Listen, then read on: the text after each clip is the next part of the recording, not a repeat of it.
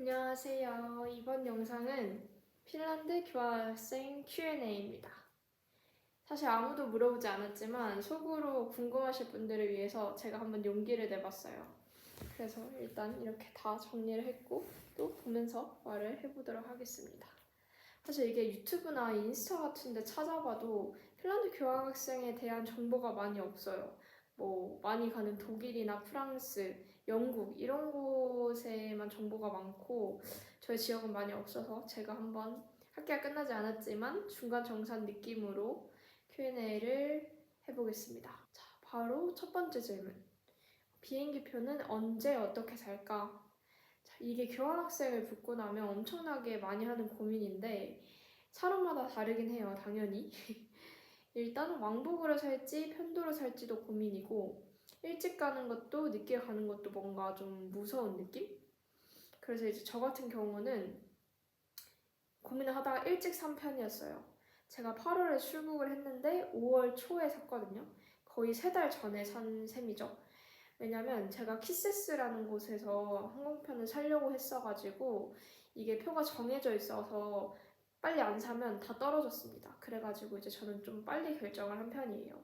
키세스는 학생 할인을 해주는 대행사여서 위탁 수화물 2개가 포함되어 있는데 가격은 그냥 위탁 수화물 하나인 곳이랑 똑같은 느낌. 그래서 이제 훨씬 싼 거죠. 왜냐면 추가할 때 10만 원 넘게 들어가니까. 그리고 교환학생 가면 당연히 캐리어를 기본 2개를 가져가기 때문에 이게 너무 좋은 거라고 생각을 해서 저는 키스스에 샀습니다. 그리고 이제 고민을 하다가 왕복으로 샀는데 그것도 키세스에서는 날짜를 한번 그냥 바꿀 수 있게 해줘요. 그래서 이제 그걸 알고 있어서 왕복으로 사는 게 편도로 사는 것보다 훨씬 싸기 때문에 저는 왕복으로 샀습니다. 근데 이제 주변에서는 편도로도 많이 사더라고요. 그래서 지금 제가 돌아가기까지 한 2달 정도 남았는데 친구들이 지금 돌아가는 표들을 예약하고 있습니다. 근데 이게 당연히 2달 전이나 훨씬 전이나 금액을 비교하면 당연히 6달 전이 훨씬 싸니까 만약에 교환학생에서 항공편으로 돈을 많이 쓰고 싶지 않다 하시면은 왕복으로 사는 거를 추천드리고 저는 왕복으로 사도 아무 문제 없다고 생각을 합니다. 자, 그리고 이제 바로 2번째 질문. 핀란드 내 교통수단은 일단 오기 전에 이것도 너무 중요해요. 우리 지역까지 어떻게 가는지, 그리고 내가 지금 당장 버스를 타고 다닐 수도 있는데 왜냐면 다 걸어 다닐 수가 없거든요. 여기는 일단 땅덩어리가 너무 넓어서 걸으면 기본 가까운 곳 아니고선 30분, 저는 학교까지도 40분 걸어야 되고 자전거를 많이 타고 다니는 곳이라서 걷는데 좀 가끔 무리가 있기도 합니다. 그래서 이제 그런 거 알아봤는데 그것도 많이 없더라고요, 정보가. 그래서 이것도 질문에 넣었어요. 일단 저는 바사라는 지역에 있습니다. 핀란드 수도인 헬싱키에서 기차를 타고 4시간 정도 걸려서 와야 해요. 핀란드 내 기차는 VR이 있습니다. 앱이나 사이트에서 예약을 하시면 돼요. 이게 늦게 살수록 가격이 올라가는 시스템이라서 일정이 정해졌다 하면은 미리미리 구매하는 거를 추천드립니다. 가격이 생각보다 많이 올라가요. 거의 2배 정도로 올라가기 때문에 한 달 전에 사야 싼 가격에 살 수 있습니다. 우리나라 KTX 같은 느낌이에요. 물론 우리나라는 가격이 오르진 않지만. 자, 그리고 이런 큰 기차 말고 트램이나 버스 같은 짜잘한 거는 일단 헬싱키에서는 HSL이라는 앱을 써요. 그러면 이제 한 번에 그냥 QR코드를 찍고 탈 수가 있습니다. 그리고 이제 제가 사는 지역은 엄청 작은 지역이어서 버스밖에 안 타는데 버스는 버스카드를 쓰거나 아니면 그냥 마스터카드, 비자 카드를 찍고 바로바로 탈 수가 있어요. 한 번 탈 때마다 가격은 1유로에서 1.8유로 정도 되는 것 같습니다. 그래서 이제 내가 겨울에 눈이 많이 오고 해서 매일같이 버스를 탈 것 같다 하면은 버스 카드를 구매하는 거를 추천드릴게요. 그게 더 가성비예요. 근데 저는 학교를 많이 안 가기도 하고 아직까지는 걸어 다닐만 해서 버스 카드 없이 다니고 있고 교통비로 생각보다 얼마 안 씁니다. 한국보다 안 나오는 것 같아요, 저는. 자, 그리고 3번째 질문. 휴대폰 유심은 어떻게 할까? 이거는 핀란드 교환학생 블로그를 찾아보면 잘 나와 있는데 핀란드 유심을 씁니다. 핀란드에 대표적으로 DNA, 엘리사 등이 있어요. 저는 DNA 한 달 무제한 데이터 쓰고 있고 아무 문제 없습니다. 빠르기도 진짜 빨라요. 제가 집에 공유기가 없어서 핫스파를 핸드폰으로 맨날 트는데도 기기 2개 연결을 하거든요. 그런데도 아무런 속도에 문제가 없어요. 그래서 이제 처음에 공항에 도착을 해서 편의점에서 한 달치를 먼저 사고 유심을 간 다음에 그 다음부터는 이제 DNA 앱을 깔아가지고 매달 충전하는 방식으로 쓰고 있습니다. 가격은 한 달에 20유로 정도로 나쁘지 않아요. 20유로면 한 35,000원 정도일 것 같아요. 자, 그리고 네 번째 질문. 돈은 얼마나 쓸까? 자, 사실 이게 교환학생 준비하는 사람들이 제일 궁금한 문제잖아요. 제가 가기 전에 주변에 물어봤을 때 다들 한 2,000 정도 필요할 거다 이렇게 말을 했고 실제로도 그 범위에서 벗어나지 않는 것 같기는 해요. 일단 저 같은 경우 출발 전에 비자나 비행기표, 준비물, 집 보증금 등으로 400 정도를 썼어요. 먼저 출국하기도 전에. 근데 이제 여기 와서는 평소 소비 습관이나 여행을 얼마나 가느냐에 따라 조금씩 달라집니다. 이제 구체적으로 말해보자면 저는 월세를 58만 원 정도 내고 있고 생활비로 한 달에 70만 원 정도 쓰는 것 같아요. 이게 밥만 먹는 게 아니라 친구들도 만나고 파티 가서 술도 마시고 하다 보니까 내가 생각했던 것보다는 생활비를 더 많이 쓴다. 아무리 집에서 해먹는다 해도. 특히 북유럽은 물가가 어마무시하기 때문에 독일이나 이런 곳에 비해서 어마무시하기 때문에 술 한 잔이 거의 10,000원이라고 생각하시면 돼요. 그래서 이제 2잔 마시면 그냥 20,000원 순삭. 그리고 이제 한 달 여행비로 저는 약 100만 원 정도를 씁니다. 근데 이제 문제가 여행을 바로 결제하고 가는 게 아니라 보통 적어도 한 달 전에 미리 예약하고 결제를 하잖아요. 그러니까 이제 그 비용까지 합치면 한 달에 한 300 정도 쓰고 있는 것 같습니다. 근데 저는 여행을 자주 하는 편이라 이 정도 쓰는 거고 만약에 여행을 아예 안 갈 거다 아니면 뭐 아예는 아니어도 한두 달에 한 번씩 조금만 갈 거다 하면은 한 달에 100에서 150 정도면 충분할 것 같아요. 그래서 이제 제가 생각하기에 총 비용은 5개월 기준 2,000에서 2,500 정도. 넉넉하게 잡으면 2,500. 좀 절약하고 산다 하면 1,800도 나쁘지 않을 것 같아요. 자, 그리고 5번째 질문. 학기 중에 여행 다닐 수 있을까? 너무 다닐 수 있습니다. 유럽은 시간표가 우리나라랑 다르게 매주 달라요. 그래서 이제 금요일까지 수업이 있는 주도 있는 반면 수요일에 끝나는 경우도 있어서 본인 시간표가 빌 때 충분히 갈 수 있습니다. 저는 이제 시간표가 비교적 널널한 편이라 목요일부터 일요일까지 3박 4일로 한 달에 2번씩은 꼭 가고 있습니다, 여행을. 제 주변에서 별로 안 간다 하는 사람들도 한 달에 한 번씩은 가는 것 같아요. 뭐 근처 아니면 그냥 국내 여행이라도 국내 여행은 훨씬 돈이 안 들기 때문에 충분히 여행 다니실 수 있습니다. 자, 6번째 질문. 학업은 얼마나 힘들까? 이거는 학교마다 다를 것 같아요. 저희 학교는 온라인 수업이 많이 있는 편이어서 학교를 자주 안 가요. 저는 2, 3주에 한 번 학교를 간 적도 많습니다. 수업 형태도 우리나라랑 굉장히 비슷하고 출석 체크를 안 하는 수업도 종종 있어요. 근데 좀 다르게 이제 수업이 한 달 안에 종강을 해가지고 한 달 안에 과제하고 시험을 치는 게 조금 귀찮습니다.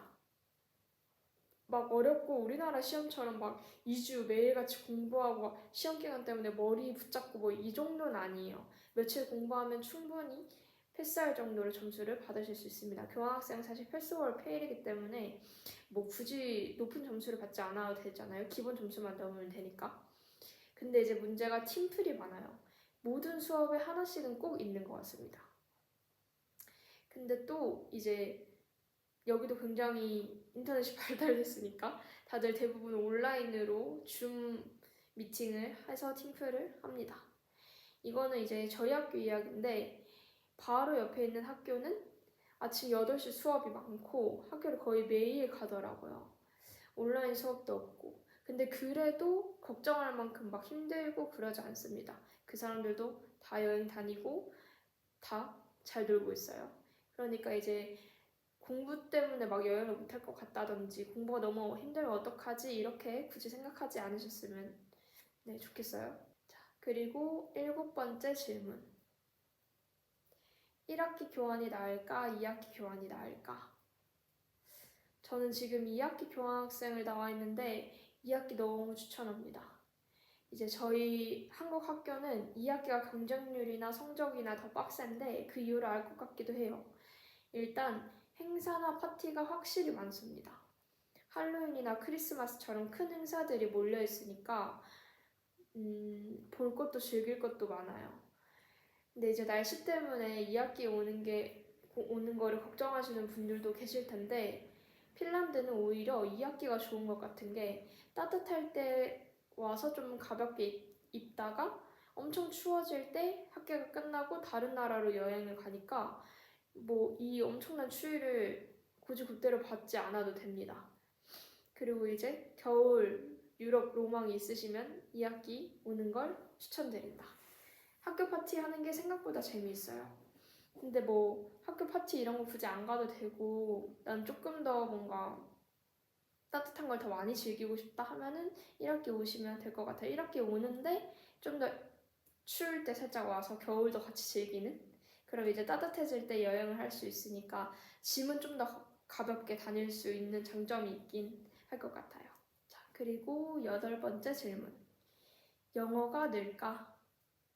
솔직히 말하면 영어가 막 기막히게 늘고 그러지 않습니다. 5개월 만에 미국인처럼 유창하게 말하고 그렇지 않아요, 당연히. 일단 여기는 유럽이고 다들 영어가 모국어가 아니니까 리스닝이 안 늘고 말할 때도 어려운 단어를 쓰지 않습니다. 그래서 이제 실제로 느는 거는 풀어서 말하는 거? 이제 상대방이 이해를 못하고 내가 이해를 못하는 경우가 많으니까 막 길게 말을 늘려서 쉽게 만듭니다. 그리고 이게 뭐 프랑스나 독일처럼 자기네들 언어 확실한 애들은 말을 할 때 그 나라 언어가 섞여 있어요. 그래서 오히려 영어를 듣기가 힘들 때가 많아요. 영국 애들을 만나지 않는 이상. 그리고 영국 애들도 자기네들의 악센트가 있으니까 막 리스닝이 부드럽게 늘지 않습니다. 근데 이제 확실히 달라지는 건 영어를 말하기 전에 머릿속으로 생각하는 과정이 사라진다는 거. 저는 이제 막 한국에 있을 때도 사실 한국인들이 그렇잖아요. 스피킹이 막 유창하진 않단 말이죠. 뭐 몇몇 사람들 빼고. 그래서 이제 원래는 틀릴까봐 저는 매번 머릿속으로 문장을 이제 좀 만들어서 말하곤 했는데 여기서는 습관처럼 매일같이 말해야 되니까 그냥 바로바로 이제 말할 수 있게 되는 것 같긴 해요. 그리고 더해서 핀란드 사람들은 나이 드신 분들까지도 영어를 다들 잘하셔가지고 소통에 아무런 문제가 없습니다. 그래서 만약에 내가 그나마 영어를 좀 더 많이 쓰고 싶다? 그러면 북유럽을 추천드릴게요. 스페인이나 프랑스 간 친구들 보면 그 나라 언어를 많이 공부해야 되고 이제 그 나라 가서도 사람들이 영어를 쓰기보다 본인의 나라 언어를 많이 쓰니까 네, 영어를 많이 쓰고 싶으면 북유럽을 와라. 자, 그리고 9번째 질문. 핀란드 삶이 어떨까? 저희 한국 학교에서는 사실 북유럽이 안정권이었어요. 저도 안정권으로 썼다가 이제 다른 높은 곳 다 떨어지고 오게 된 건데 솔직히 다른 곳 갈 수 있으면 다른 곳에 가겠다 이 느낌이에요. 왜냐면 물가가 너무 비싸고 다른 나라로 여행을 갈 때 비행기 값이 훨씬 많이 든다는 게 너무 큰 단점이에요. 그리고 이제 겨울이 되면은 해가 일찍 지고 날씨가 많이 우중충해가지고 디프레스 되는 느낌이 큽니다. 저는 좀 여름 사람이고 밖에 나가서 노는 걸 좋아하고 뭐 옷도 좀 시원하게 입고 싶고 막 이렇게 하는데 여기는 계속 여며야 되고 추우니까 또 안 나가게 되고 비 오고 해를 못 보고 하니까 우울해지는 경향이 있어요. 그래서 이제 다들 여기서는 비타민 D를 먹으라고 하더라고요. 태양이 많이 안 떠가지고. 그래서 이제 뭐 혼자 있는 걸 좋아하거나 좀 본인 스스로한테 많이 집중하고 싶다 하는 사람들은 여기 와서도 잘 지내실 것 같은데 물론 저도 잘 지내고 있습니다. 그런데 이제 좀 더 활발하게 뜨거운 열기를 느끼고 싶다 하시면은 당연히 북유럽보다는 저기 스페인 이런 곳을 추천합니다.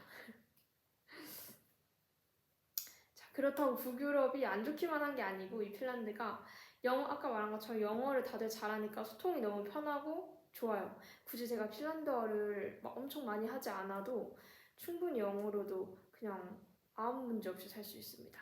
그리고 이제 안전해요. 뭐 프랑스, 파리 이런 데 가면은 밤늦게 돌아다니지 말라고 하잖아요. 제 프랑스 친구인 현지인 친구가 그렇게 말할 정도면 진짜 많이 위험하다는 건데 여기는 밤에 뭐 파티 끝나고 혼자 집에 걸어와도 아무런 문제가 없고 다들 집에 살짝 일찍 들어가는 것 같아요. 그래서 되게 조용하고 깔끔하고 소음도 많이 없고 당연히 소매치기 걱정도 없다. 그냥 주머니에 핸드폰 지갑 넣고 다닙니다. 여기서는 다들 뭐 한국처럼 집 놓고 가도 아무런 걱정이 없어요. 그건 정말 좋은 장점인 것 같습니다. 자, 그리고 이제 마지막 10번째 질문. 친구들 사귀는 법. 저희 학교는 처음에 튜터 한 명에 팀원 10명 정도를 모아서 OT를 했었어요. 그런 팀들이 이제 엄청 많았어요. 거의 20팀 정도 됐었나? 이제 거기서 교환학생 애들끼리 좀 친해지라고 여러 가지 행사를 많이 합니다. 거기 가가지고 이제 친구들은 아니겠지만 아직 말도 많이 걸어보고 그렇게 해서 친구가 되고 원래 같은 튜턴의 팀에 있었던 친구들이랑 계속 만나고 아직까지 놀고 있습니다. 교환학생을 위한 행사가 저희 학교는 진짜 많았어가지고 파티 같은 데 가서도 늘 새로운 친구를 만날 수가 있었어요. 그런 거 말고도 내 친구가 하는 파티에 가서 내 친구의 친구를 만나는 경우, 뭐 내 친구의 룸메이트를 만나는 경우 이런 게 가장 편하고 가장 많은 방법인 것 같아요.